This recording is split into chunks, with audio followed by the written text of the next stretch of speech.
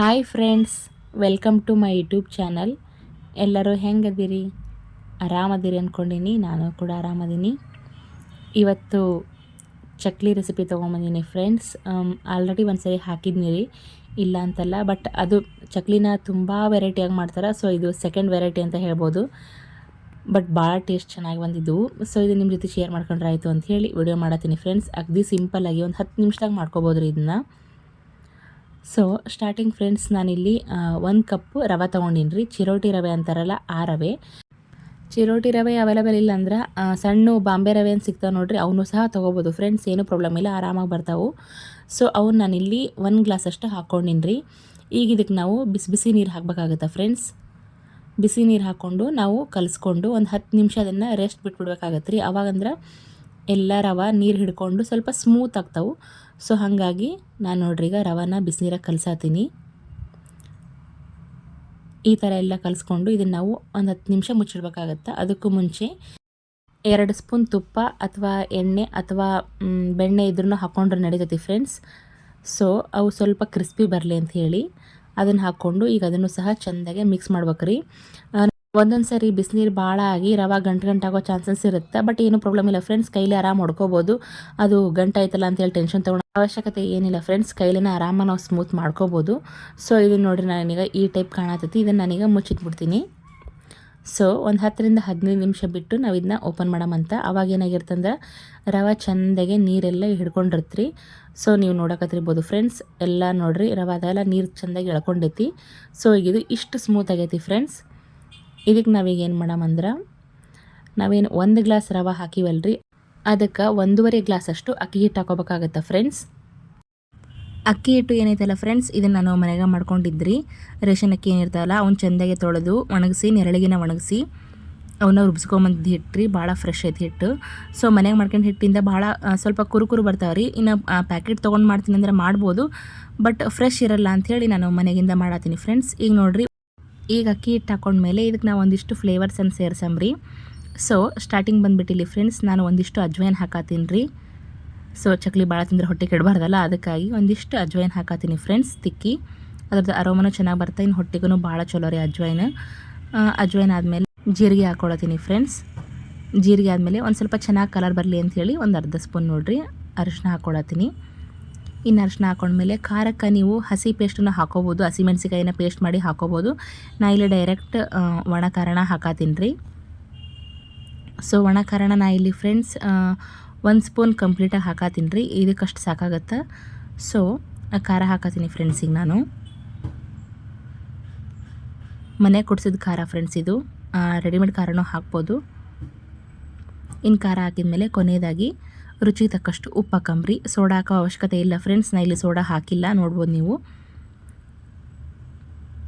ಉಪ್ಪೆಲ್ಲ ಹಾಕಿ ಈಗ ನಾವು ಚೆನ್ನಾಗಿ ಇದನ್ನು ಕಲಸ್ಕೊಳ್ಳೋಣಂತ. ಇದಕ್ಕೆ ನಾವು ನೀರು ಹಾಕೋ ಅವಶ್ಯಕತೆ ಇಲ್ಲ ರೀ, ಯಾಕಂದ್ರೆ ಆಲ್ರೆಡಿ ರವೆದಾಗ ಏನೈತಲ್ಲ ನೀರಿನ ಅಂಶ ಭಾಳನೇ ಐತಿ.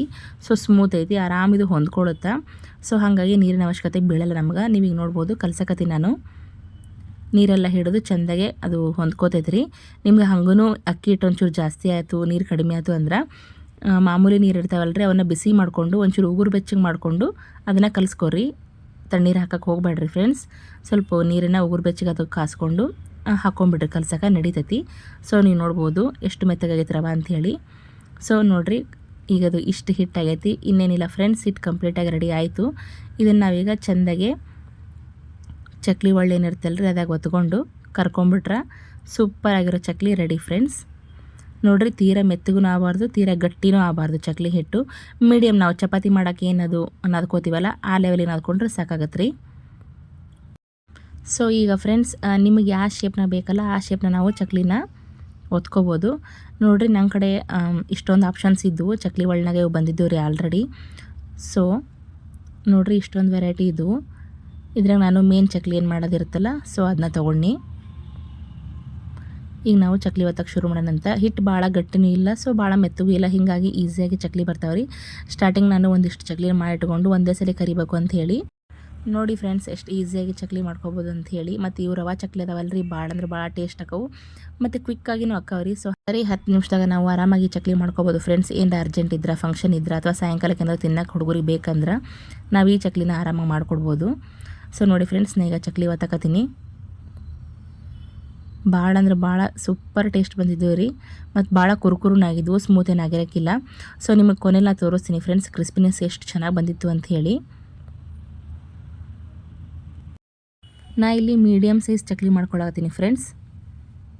ಭಾಳ ಏನು ದೊಡ್ಡ ಅಥವಾ ಭಾಳ ಚಿಕ್ಕ ಏನು ಮಾಡೋಕ್ಕತ್ತಿಲ್ಲ ರೀ, ಮೀಡಿಯಮ್ ಸೈಜ್ ಮಾಡ್ಕೊಳತ್ತೀನಿ ಫ್ರೆಂಡ್ಸ್. ನಿಮಗೆ ಯಾವ್ದು ಲೇಕಾಗತ್ತಲ್ಲ ಆ ಶೇಪ್ ನೀವು ಮಾಡ್ಕೋಬೋದು.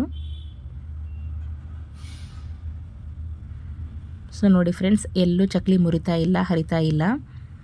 ರವಾದು ಒಂದೊಂದ್ಸಲ ಬ್ರೇಕ್ ಆಗ್ಬಿಡ್ತಾವೆ ಅಂಥೇಳಿ ಭಯ ಇರುತ್ತೆ. ಬಟ್ ನೋಡಿರಿ, ನಾ ಇಲ್ಲಿ ಮಾಡಿ ತೋರ್ಸಾತೀನಿ ಫ್ರೆಂಡ್ಸ್.